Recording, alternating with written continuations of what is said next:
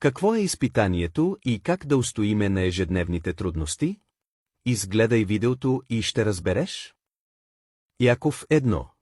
От 2 до 6 стих. Считайте го за голяма радост, братя мои, когато падате в разни изпитни. Като знаете, че изпитанието на вашата вяра произвежда твърдост. Твърдостта нека извърши делото си съвършено, за да бъдете съвършени и цели, без никакъв недостатък.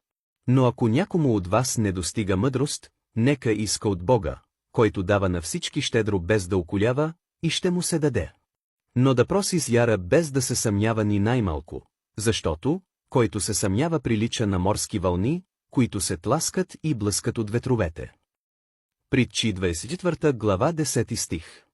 Ако покажеш малодушие в усилно време, силата ти е малка. Лука 8 глава 13 стих. Падналото на канарата са тия, които, когато чуят, приемат словото с радост, но те, като нямат корен, временно ярват, а когато настане изпитание, отстъпват.